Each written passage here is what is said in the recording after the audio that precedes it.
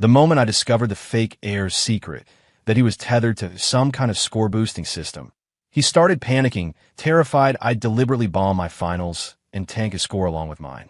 So, he sent our parents to persuade me not to throw away my own future just to spite him. When they came to me, I asked them a simple question: why should I just hand him 50 extra points on his SATs? My father's expression was grim. Leo needs this to prove himself, to finally get past the adopted son label that's made him so insecure. I just nodded, saying nothing. Fine, I'll give him his 50 points. I'll score a 1580. Let's see how Mr. 1630 explains that one when the official results come out. Ethan, your brother has been mocked his whole life as the charity case of the Reed family. He needs these scores to prove he belongs, to finally escape that shadow of insecurity. You're the top student at Northwood High, and you're the true heir to this family. You need to show some class and help your brother out. When my dad laid that on me, my chest tightened. I stayed silent for a long time. I knew it was Leo, my brother with no shared blood, who had sent them. Ever since I'd stumbled upon his secret, he'd been walking on eggshells, terrified I'd turn in a blank test booklet for my finals and sabotage his scheme. I was ranked number 1 in our class. I could ruin him, take a gap year, and still get into any Ivy League school I wanted next year. But Leo couldn't. He was struggling to even be considered for a state college. This was his one and only shot at a clean slate. Son, why would you waste your own time just to punish him? My mother added, her voice soft and her lips curved into a gentle, loving smile. Just do your best. Imagine the stories, both Reed brothers getting into MIT or Harvard. It would be the talk of the town. That smile felt like a slap in the face. My heart soured. They say a mother's love is profound, but hers had taken a seriously wrong turn. Growing up, Leo was always the favored one. Why? Because he was the boy my parents adopted to fulfill my older sister's dying wish.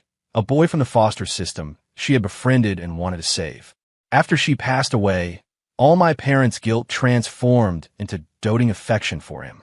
And I, their biological son, became the supporting character in his story. I looked them straight in the eyes. Do you even see me as your son? Why am I expected to just gift him 50 points? A flash of impatience crossed my father's face. Leo's had a tough life. Helping him is a small gesture for you, and he'll repay you for it one day. Don't be so dramatic, my mom chimed in. What will people think of our family if you act out? It seems I was more naive than I thought. I had held onto a sliver of hope that my question might spark an ounce of guilt in them. But there was nothing, only disappointment. Disappointment that I wouldn't fall in line for their precious adopted son. I let out a bitter laugh, my heart constricting painfully. And as for Leo repaying me, that was a joke. He was the type to bite the hand that fed him. In middle school, when he was bullied, I was the one who stood up for him. Instead of thanking me, he spread rumors behind my back, turning my friends against me and painting me as the villain to our teachers and parents. My parents must have sensed my resentment. Their expressions shifted, their eyes darting away before my father sighed deeply. Ethan, we just don't want to see you fail. You're capable of a 1550. There's no need to score a 0 just to make a point. Exactly, my mom added. If you really got a 0, it would be a huge embarrassment for the family. You're about to turn 18. It's time to be mature about this, not emotional. Besides, helping Leo is hardly an effort for you. What's the big deal? Right? What was the big deal? All I had to do was perform as usual. I score a 1550, he gets a 1600, a perfect score, making him a local legend and setting a new record for our school district. He'd become an overnight sensation, the celebrated genius. His future would be limitless. No one would ever question his past again. In fact, it would become a powerful part of his inspirational backstory. Suddenly, I felt exhausted. This whole life was pointless. For years, I had tolerated him for my parents' sake, but he only grew more audacious. My parents always turned a blind eye, telling me to have the magnanimity of a Reed heir. But I'm their child, too. Why am I always the one who has to compromise? And now, they wanted me to be his stepping stone. I couldn't stand to talk to them for another second. I turned and walked away. My father's brow furrowed, his voice sharp. Ethan, did you hear a word I said? Stop being so childish. I didn't break my stride, not in the mood to engage. His voice turned icy. If you don't agree, then this family has no son named Ethan Reed. That stopped me. The pain in my chest was gone, replaced by a strange sense of relief. Liberation, even. I turned my head slightly and nodded. Fine, I'll do it. I'll do everything in my power to help your precious son soar. I added silently. Right into the sun. The truth is, I never planned on throwing my exams. College was one of the most important milestones in my life. I wasn't going to waste my youth over some piece of trash. Not only would I not bomb them, but I was also going to unleash my full potential. I would meticulously solve every problem, fighting for every last point. I was aiming for a 1580. That's right. My true potential was a 1580. In the last few practice SATs, I had intentionally held back, scoring a 1540 and a 1550. I was always managing my score. A 1550, while good enough for the Ivy League, wasn't exceptional enough to make waves. Given my situation, I needed to do something spectacular to break free from my parents' control. A 1580 would not only get me into any program I wanted, but would also set a new record for our state. The highest score in recent years was a 1570. As for Leo, congratulations to him. He was about to score an impossible 1630. The SAT is scored out of 1600. I couldn't wait to see how he'd handle that. The fallout was going to be epic. I was almost giddy with anticipation. The next morning, I was up and out of the house before anyone else. After grabbing breakfast near school, I headed straight to my first period classroom to review my notes. My mind was completely focused on practice questions, complex problem-solving strategies, and meticulously planning how to maximize my score. After a study period, I stepped out for some fresh air, only to be intercepted by Leo. He was holding a takeout box with a cold steak inside, an apologetic look plastered on his face. Hey, Ethan, I'm sorry. I had no idea Mom and Dad were going to be so harsh last night. He watched my face carefully as he placed the box on my desk. I brought you something to eat. They were just upset. Please don't take it to heart. I stared at him, my face a blank mask. No matter how sincere his expression, how tightly he pressed his lips together, I could see the flicker of triumph and delight in his eyes. He was gloating, convinced he'd won. He was banking on the fact that I wouldn't dare cause a scene and expose him in the middle of class. After all, any outburst would probably be dismissed as pre-exam stress-induced paranoia. Thanks. I'll take the steak. I picked up the box, walked over to the trash can, and dropped it in without a second thought. Ignoring Leo's stunned and ugly expression, I walked out of the classroom. Just then, our homeroom teacher, Mr. Davidson, walked in. He immediately noticed Leo's wounded look and my action of throwing away the food. What's going on here? He asked. Leo quickly put on a brave face, waving his hands dismissively. It's nothing, Mr. D. I forgot to heat up the steak I brought for my brother, so he threw it out. It's my fault for being careless. Sorry to cause a scene. Mr. Davidson's brow furrowed as he turned to me with a serious look. Is that true, Ethan? No, I said, my expression calm. I've been having stomach issues. I'm not eating red meat right now. With that, I excused myself to go to the restroom, leaving him to comfort the supposedly wronged Leo. The whole act was so nauseatingly fake. I decided then and there I couldn't stay at home. I'd ask my best friend to cover for me and find a hotel to stay in until after the exams. While Leo probably wouldn't dare interfere with my studying at this critical juncture, I couldn't stand his toxic presence. It was ruining my focus. After school, I went to the mall to pick up some clothes and essentials. As I pulled out my card to pay, my gaze softened for a moment. It was an Amex Centurion card, linked to a trust my grandfather had set up for me, funded by the dividends from a 15% stake in the company. He must have seen this coming years ago and left me a way out. Back at the hotel, I took a long, hot shower, washing away the physical and mental grime of the day. Just as I was settling down to study, my phone buzzed. It was my mom. Looks like my friend cracked under pressure. I didn't bother declining the call. Where are you, Ethan? She asked, her voice tense. At a hotel, I replied coolly, flipping open a textbook. A change of scenery is helping me focus. Who knows? Maybe I'll help my dear brother score a perfect 1600. The line went silent. I knew that had hit a nerve. After a long pause, she finally spoke again. All right. Well, take care of yourself. Call me if you need anything.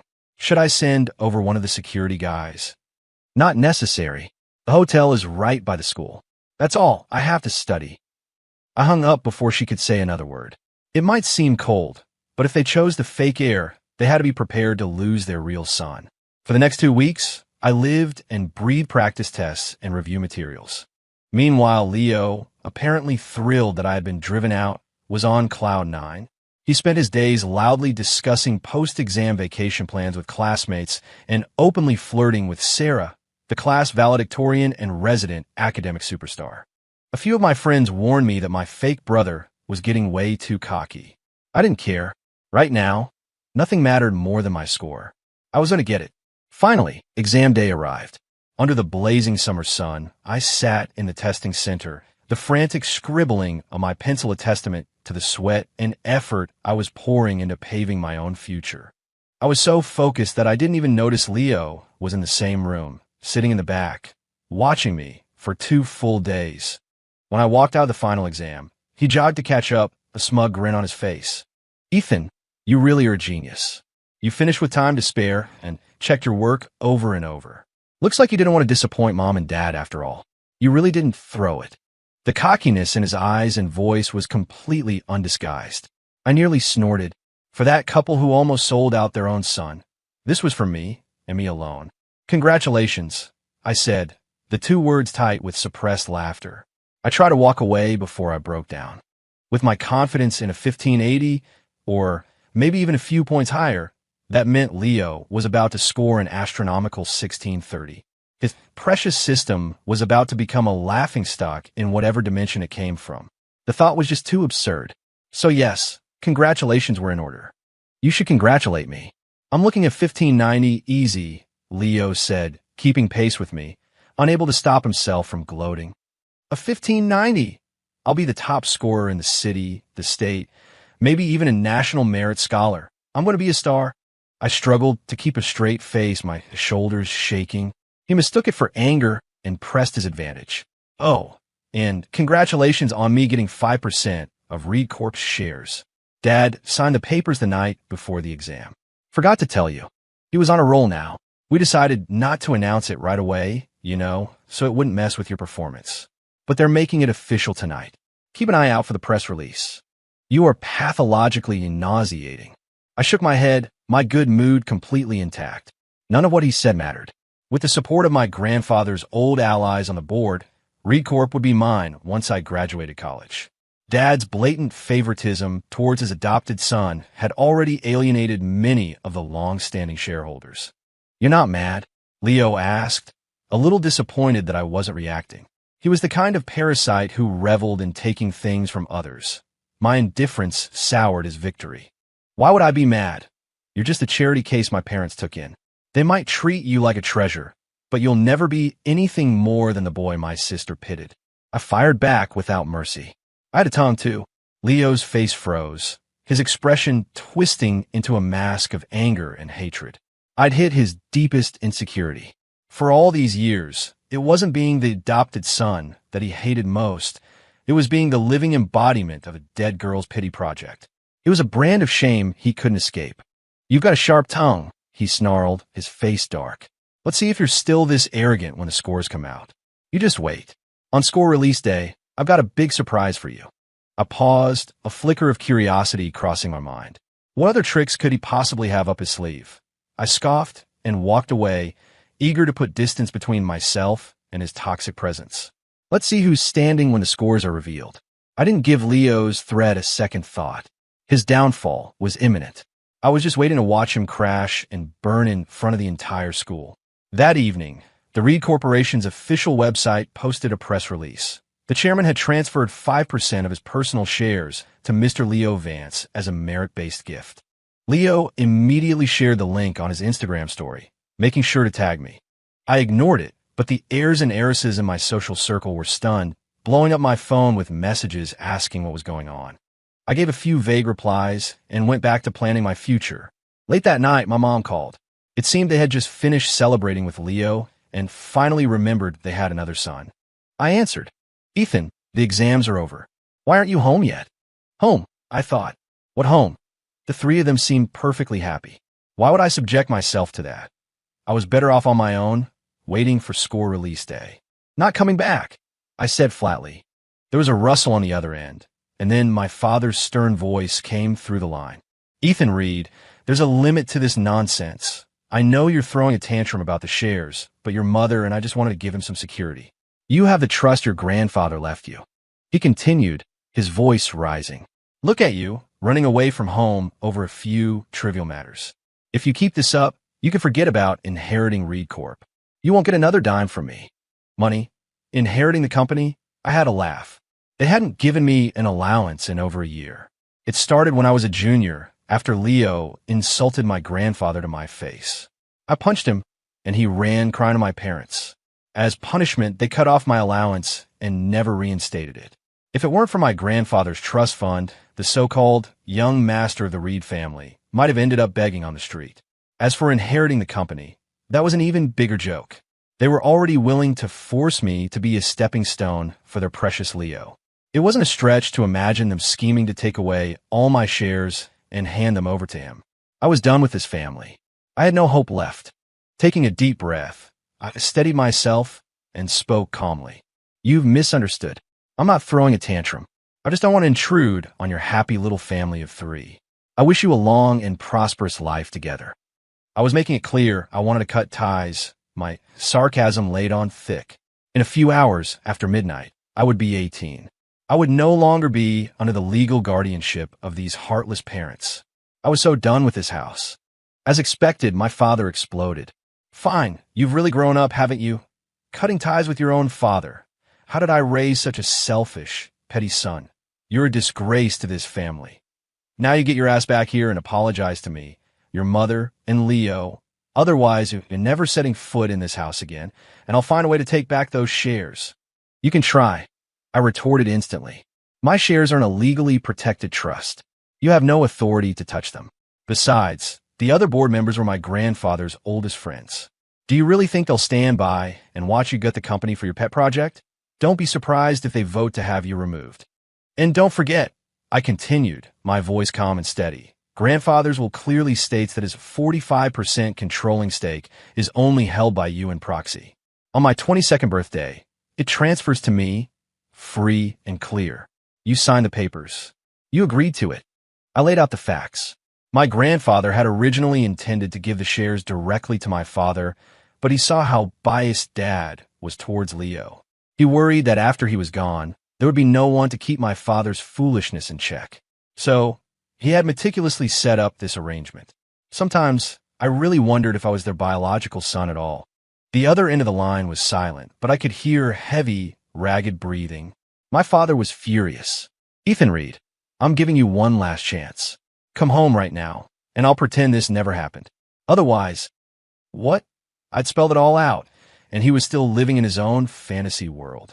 The man was delusional. What else was there to say? I hung up and blocked his number. It was almost midnight. I opened the cake I had bought for myself earlier and started to eat. Ever since my sister died, my birthday was always pushed back 2 weeks so I could celebrate it with Leo. The irony was suffocating. With the exams over and scores not yet released, I took a trip with a few good friends. We did a road trip through the national parks out west, then flew to Europe for a week. I didn't spare a single thought for Leo or my parents, though my friends seemed to follow the drama for me. As score release day approached, my best friend, Mark, sent me a link to an Instagram profile. It was a family influencer account. When I clicked on it, I saw my parents and Leo. They had only posted 3 videos, but had already amassed over 1 million followers. The most popular video had over 5 million views. The theme, parents help son estimate his SAT score. In the video, the 3 of them were the picture of a happy, loving family, gathered around a table with a copy of the exam questions. They laughed and joked as they went through the test. The picture of domestic bliss. The whole thing was perfectly shot and edited. Clearly the work of a professional marketing team. Of course, the biggest draw, aside from my parents' prominent social status, was Leo's estimated score, a jaw-dropping 1590. This score, verging on impossible, attracted a massive online following and even got them coverage from local news outlets. When questioned, Leo confidently assured reporters that 1590 was a conservative estimate. He might have even scored a few points higher. He openly invited all media outlets to a live-streamed event at our school on score release day to witness the birth of the state's top scholar. Leo was desperate for his comeback story. With my parents' full backing, he was eagerly building his own hype machine. Once his score was announced, he would be an instant national sensation, a star born overnight. I watched this farce unfold from a distance with a cold smile, just waiting for the day he would come crashing down into the abyss. Finally, score release day arrived. The school had scheduled our graduation photo shoot for the same day, so everyone who could make it was there. The plan was to get our scores, then take the photos. When I got to school, the campus was buzzing with energy. I saw several news vans parked out front and reporters heading inside. They were all here for Leo. He had become the city's most famous college applicant. Who else would they be covering? But Leo was nowhere to be seen, which put me on edge. I had a bad feeling that something was about to happen. Just as I was lost in thought, a commotion erupted outside the classroom. I looked up and saw Leo arrive, looking pale and exhausted. He looked like he was carrying the weight of the world on his shoulders. The moment the reporters saw the formerly vibrant teen, now looking so fragile, they swarmed him. Leo was wearing a loose-fitting t-shirt. As a media scrum closed in, he shifted slightly, revealing several old, faded scars on his arms. The crowd gasped. Reporters started firing questions. What happened? Even my classmates were murmuring in confusion. I'm sorry to take up everyone's time on what should be a happy day, Leo began, his eyes red-rimmed and his voice choked with emotion. My scores are coming out today, and I should be excited. He paused, taking a shaky breath. But I've been under a lot of pressure these last few days. Not because I'm worried about my score, but because I've been having nightmares. About the person who used to bully me. I spent all of middle school being tormented, he continued, his voice cracking. I was verbally abused, beaten, burned with cigarettes, had my face stomped on the ground. Tears began to stream down his face. The entire area fell silent, hanging on his every word. You're probably wondering how the adopted son of the wealthy Reed family could have been bullied. The problem is, the person who did it was my own brother, Ethan Reed. If my adoptive parents hadn't protected me, I don't think I would have survived. When we got to high school, he changed his act. He stopped the abuse and transformed himself into the straight, a student everyone admires. But even now, just seeing him fills me with terror. I just want to run away. This has been a shadow I can't escape, he declared, his voice rising with conviction as he stared directly into the cameras. So today, with everyone watching, I have to expose him. Leo gritted his teeth, his eyes burning with a desperate fire. I want to say this, Ethan Reed. I'm not afraid of you anymore. I'm going to get into a top university, and all the pain you caused me will become the ladder I used to climb higher. I was frozen in place. I was the bully, and my parents, they just let him spew these vicious lies. The classroom erupted. My classmates were staring at me with a mixture of shock and suspicion. The reporters and media crews swiveled their cameras in my direction, their lenses like a firing squad. It hit me in an instant. Leo was trying to destroy me. He was the center of attention, the supposed 1,590 scoring genius. If this story about him being a victim of bullying got out, the public backlash against me would be devastating. In the age of social media, a single, baseless rumor could ruin a person's life. And this was far more than a rumor. I had severely underestimated Leo's capacity for treachery. What chilled me to the bone was that my parents were letting him do this, standing by in silent approval. Was this their revenge for the other night? A way to force me to give up my shares? Before I could even process it, a plastic water bottle flew through the air and struck me on the forehead, leaving an instant welt. I looked up to see it was a student from the class next door. A few of my closer friends, furious, jumped to their feet and formed a protective circle around me. But many more students, swayed by the one-sided story, started throwing whatever they had, crumpled paper, pens. The scene devolved into chaos, and Leo, the instigator, stood off to the side, surrounded by reporters, continuing his tearful performance and fanning the flames. If it weren't for the fact that my friends in my own class knew me well, I probably would have been dealing with more than just thrown objects. Thankfully, the principal and other administrators arrived to restore order, forcing the agitated students back to their classrooms. Once things had calmed down, the principal announced that the scores would be released online in 5 minutes, and the reporters finally settled down. I stared at Leo as he walked back into the classroom, The kid my parents had pulled strings to get into this advanced program. The one who was now using a cheat system and character assassination to get ahead. Utterly shameless. He ignored everyone, slumped into his seat, and buried his head in his arms, looking for all the world like a fragile victim. The performance was so good, it was sickening. He deserved an Oscar. But I knew Leo. He wouldn't stop here. He was probably already planning to call in our parents as reinforcements to deliver the final blow. I couldn't let that happen. As a precaution, I needed backup of my own. I pulled out my phone and sent a quick text to Mr. Sullivan, the second largest shareholder in Reed Corp. He was my grandfather's old army buddy and held immense influence within the company and our family. Just as I sent the message, the moment of truth arrived. It was time to check the scores. In an instant, the drama between me and Leo was forgotten. Everyone scrambled for their phones, fingers flying across screens. I did the same, entering my student ID to pull up my results. As expected, a message popped up. Your score has been withheld for review. That was the notification given to the top 50 scorers in the state. At the same time, shouts of surprise and disappointment filled the room. What? I only got a 1450. I was sure I had at least a 1480. Dude, be grateful. You could still get into a great UC school with that. What did you get? A humble 1540. A 1540 was an elite score in our district. The student, who was clearly showing off, immediately became the center of attention. The reporters, not wanting to miss any part of the story, turned their cameras on him.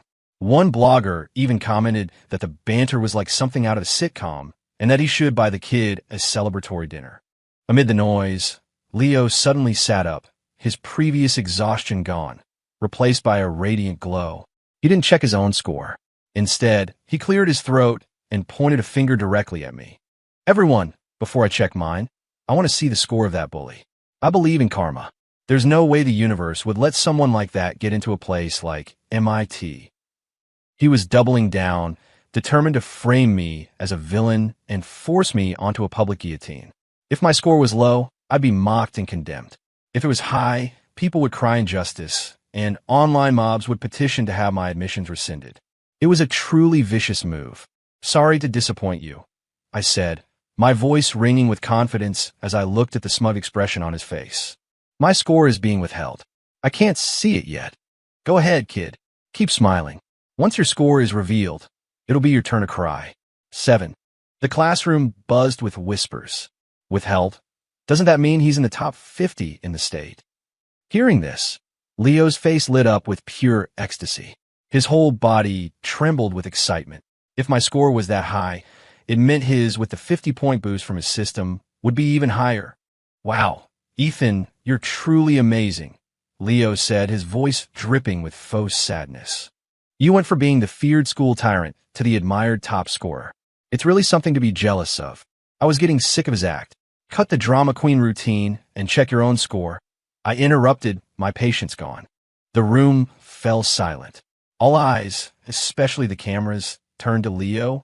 He basked in the attention, a self-satisfied smirk playing on his lips as he theatrically took out his phone and opened the results portal. Everyone craned their necks, trying to get a look. The reporters were practically climbing over each other to get their cameras closer to his screen. After typing in his ID number, Leo paused, his finger hovering over the submit button. He scanned the room, soaking it all in. My score is definitely being withheld too, he announced. I'm sure I'm the state's top scorer. For God's sake, just hit the button, one of the reporters yelled, unable to take the suspense. We'll see if it's withheld. We could just film your screen. A confident smile spread across Leo's face. He finally tapped the screen. The result was chaos. The phone screen began to flicker violently, as if it had been hit with a virus. Everyone stared, dumbfounded. What kind of knockoff phone is that? A student near him muttered. Is it supposed to have a strobe light feature? Leo frowned and tapped his phone, tried to get it to stop. The screen went black, then flashed back to the home screen. He tried again, navigating back to the portal. The screen started flickering again. This time, however, in the split-second flashes, an unbelievable number was visible. 1633. How is that possible? A reporter standing closest to him yelled, completely stunned.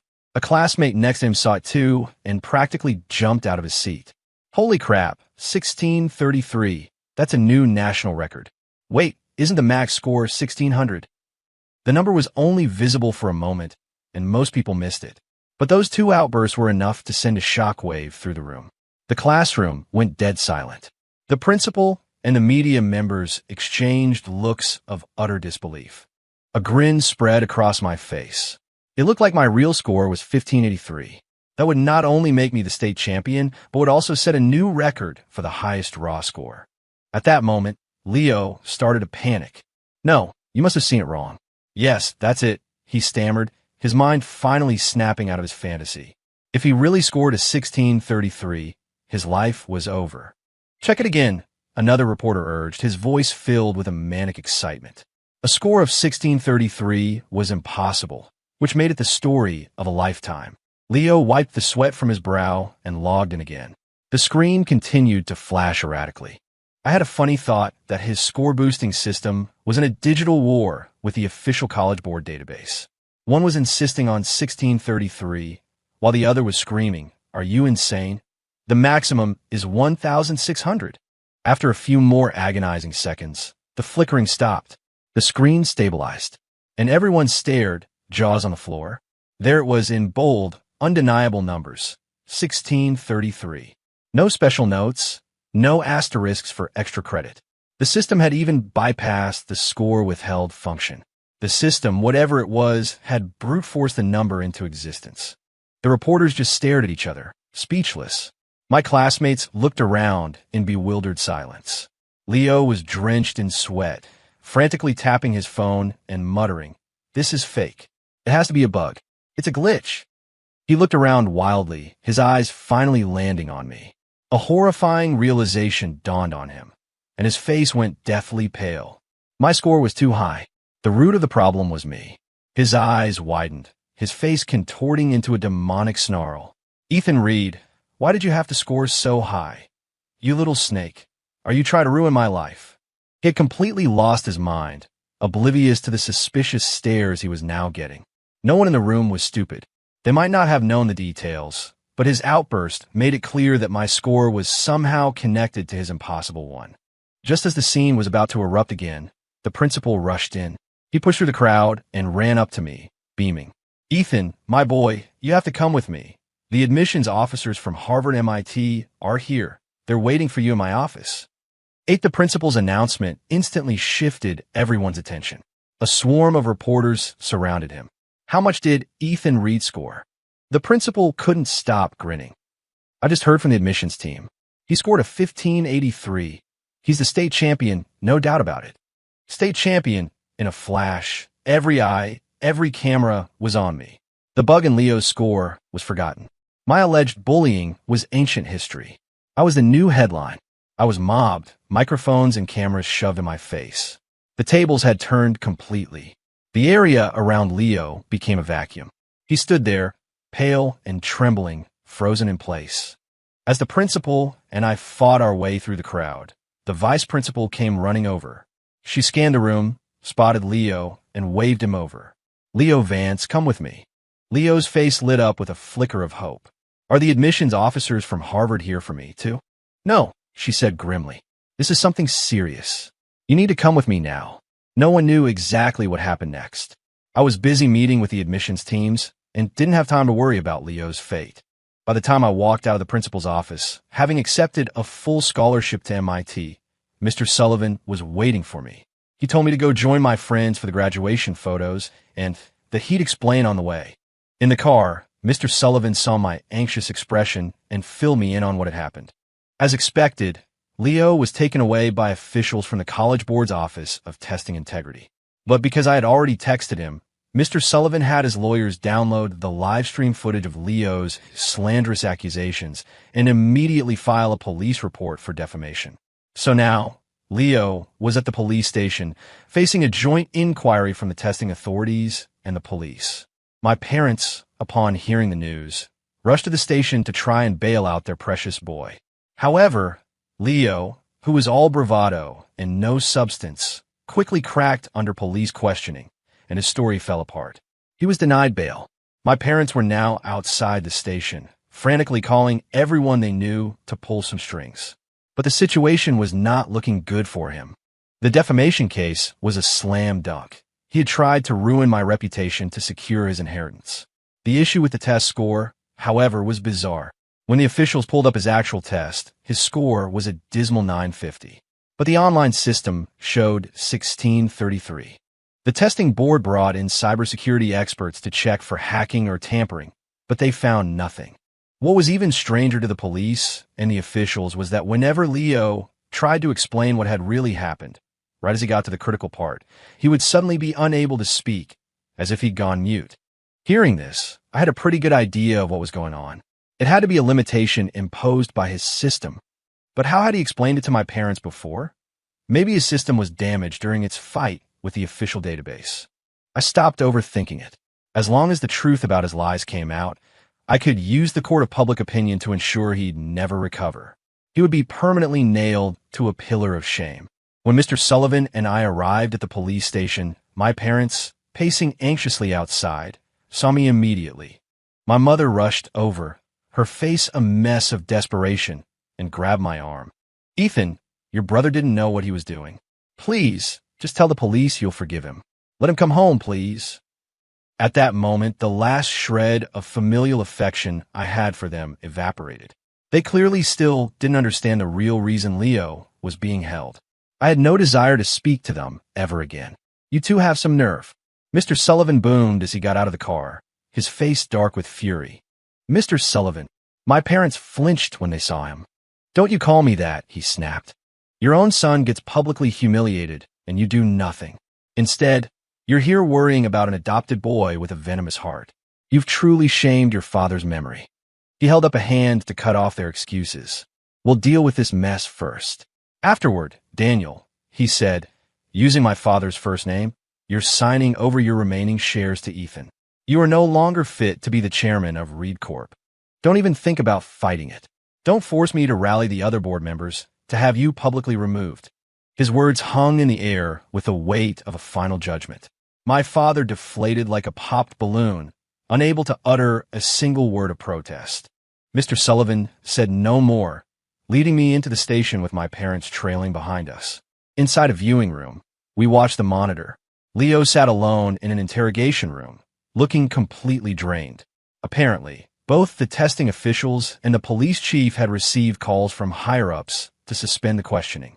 The police would have contacted me eventually, as the victim in a defamation case. I made my position clear. I would not be forgiving him or dropping the charges, but I wanted a chance to speak with him alone.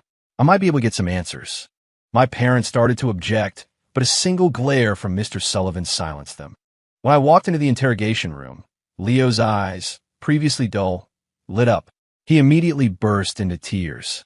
"Ethan, I'm so sorry. I was wrong. Please, just sign the papers and let me go. I don't want to go to jail." I shook my head without a word. He blinked, sniffled, then leaned back in his chair, a mocking smirk replacing his tears. I was taken aback. The sudden shift was jarring. "Was that all an act?" "Just kidding. You actually fell for that," he sneered. "I knew you'd never forgive me. After all, you're selfish and petty. That's what Mom and Dad always say about you." I narrowed my eyes. He continued, savoring the moment. "It doesn't matter if you forgive me or not. I asked my lawyer. I'm still a minor for another week. The worst I'll get is a slap on the wrist. 10 days in juvenile detention, a $500 fine, and a public apology to you. That's it." I had overlooked that. My face must have shown my anger. Leo was ecstatic. "Oh, does that make you mad?" he taunted. "You're just a pathetic loser, Ethan Reed. Even when you win, who cares? Mom and Dad will always care about me more." Is he just confessing now? I feigned a look of pure rage, hoping he would keep talking. He took the bait, completely unaware that our parents were watching from the next room. "Honestly, I can't stand that stupid couple," he spat. "The father is a joke, always playing the stern patriarch. And the mother is even worse, neglecting her own flesh and blood to shower affection on me. Calling them idiots is a compliment." I slammed my hand on the table, acting furious. "Shut up." That only encouraged him. "And your precious dead sister. What a fool. When your family visited that foster home, all I had to do was say a few nice things and she was blushing, begging your parents to adopt me. Huh. Too bad she was short-lived. If she'd been around, I could have used her to kick you out of the family years ago. But this works out too. Now that mom and dad have abandoned you, I'm next in line to inherit everything. I don't even have to deal with that annoying sister of yours. That was more than enough. My sister was the one line you did not cross in my family. She was killed at 8 years old by a drunk driver. My anger instantly vanished, replaced by a cold, triumphant smile. I looked at the now confused Leo, stood up, and walked out of the room. "Hey, what are you smiling at?" he called after me. His voice died in his throat as he saw my parents standing in the doorway, their faces ashen and their eyes filled with a chilling fury. I didn't stick around for the fireworks.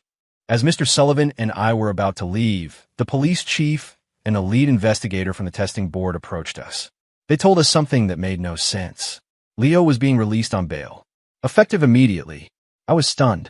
So were Mr. Sullivan and my parents. The officials offered no explanation, only that before he could leave, he had to record a video apology to me. As for his test score, the official ruling was that his exam was invalidated. He would receive a score of 0. I couldn't help but let out a snore of laughter. Leo, however, showed no reaction. His expression went from surprise to shock and finally settled into a dull, defeated haze. The constant, dramatic reversals of the day had been too much. His mind had snapped. Everything he had schemed for had turned to dust. In a way, though, he had succeeded. A score of 0 was just as historic as my record-breaking 1583, just on the opposite end of the spectrum. I walked over to him, patted his shoulder, and gave him a look of mock sympathy. Back at the house, the atmosphere was heavy and suffocating. I sat beside Mr. Sullivan, watching my parents glare at a head-bowed, silent Leo. To speed things along, Mr. Sullivan got straight to the point. "Daniel, you're signing this share transfer agreement today. I will not have you and your wife's incompetence ruin Ethan's future any longer." "Mr. Sullivan," my father began, his eyes darting from the papers to me. "I told you not to call me that. You don't deserve to." Mr. Sullivan cut him off. "This ends tonight. If you have any sense of decency left, you will sign this. You two will be left with 5% of the company for your retirement. Otherwise, you'll get nothing. Don't forget, your father's secret codicil states that if Ethan is ever subjected to blatant mistreatment, you forfeit everything." The authority of a man who had seen combat was absolute. It crushed my parents, leaving them speechless. Mr. Sullivan then noticed the venomous, greedy look Leo was shooting in my direction. He snorted, "And you, Leo, wipe that look off your face. This is family business. Did you think you got away with it? Just wait. The entire country will be spitting your name. And from my experience with the government, when they let someone like you walk out so easily, it means they have something much worse in store for you. Enjoy your last few moments of freedom." Everyone in the room looked at Mr. Sullivan, curious, but he said no more. He just motioned for my father to sign. After a moment's hesitation, my father signed the papers. "Ethan, this will all be processed by tomorrow morning," Mr. Sullivan said, taking the agreement. "Pack your things. You'll stay at my place tonight. Tomorrow, I'm buying you a new condo as a graduation present." "Okay," I said quickly, walking him to his car. As his car pulled away, I ignored my parents who were trying to talk to me. I went straight upstairs to pack. I wasn't taking clothes, just the things that mattered. Gifts from my grandfather and photos of my sister. Downstairs, I could faintly hear Leo's sobs and my parents' angry voices telling him they were taking back everything they had ever given him. 10 minutes later, I came back down with a single suitcase. My parents stopped talking and turned to me, their expressions pained and regretful, like children who had been caught doing something wrong. I took one last look at them, said nothing, and walked towards the door. There was a pang of sadness, but it was overwhelmed by a profound sense of relief. "Wait, Ethan," my mother called out, rushing to grab my arm. "What happened was my fault. I'm not asking you to forgive me, but please, can you give me a chance to make it up to you?" "Yes, son," my father added, his face etched with guilt. "We know we were wrong. Please give us a chance to fix this." I glanced over at Leo, who was still kneeling on the floor, not daring to move. "No, thank you." My refusal was clean and final. The color drained from my parents' faces. Just as I reached the doorbell rang. I opened it, planning to let the visitors in and slip out past them. But the two men standing on the porch made me freeze. They wore dark suits and had cold, emotionless faces like agents from a movie. A theory began to form in my mind. My parents came up behind me. One of the men held up a badge. "We're here for Leo Vance. Please cooperate." The words were formal, but my eyes were fixed on the insignia on the badge, a cryptic seal I didn't recognize, but whose purpose was suddenly crystal clear. Department of Special Investigations. They had classified the score-changing incident as a paranormal event. Mr. Sullivan, with his worldly experience, had been right on the money. A sense of dark satisfaction washed over me. I cooperated, signed a non-disclosure agreement they presented, and walked out the door. As it closed behind me, I heard my mother's sobbing pleas and apologies, and Leo's terrified screams as he realized he was being taken to a place far worse than jail. My heart was calm. I had told myself long ago that if they chose the fake heir, they had to be prepared to lose their real son. I looked up at the setting sun. The sky was a brilliant orange, and for the first time in years, I felt light. The shadows were gone. Humming a tune, I walked into the light of my new future on a path that was finally my own. After the whole ordeal with Leo, I accidentally became an influencer. The dual identity of state champion and accused bully was irresistible clickbait. Thankfully, the truth came out and the bully label was dropped, but the public's fascination with my story only grew. I had no interest in capitalizing on the fame. I didn't need the money, but my photo was everywhere. People found out I was the heir to the Reed family, and then the press release about me becoming the new chairman went viral. The story sent Reed Corp's stock soaring. To appease my new fans, I started posting occasional life updates on social media, treating it like a personal blog. Meanwhile, all traces of Leo's slanderous accusations were scrubbed from the internet.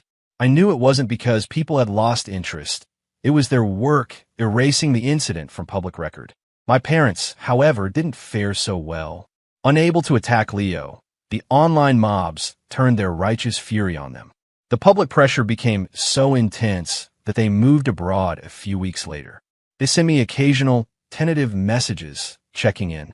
The summer was a blur of activity. After a 2-week vacation with my friends, I spent the rest of the time under the tutelage of Mr. Sullivan and the other board members, learning how to run the company. Now, standing in front of the iconic entrance to MIT, I took a deep breath. This was just the beginning. I was going to lead the company to new heights, to a future brighter than anyone could imagine. For myself, and for the people who truly cared about me. The end.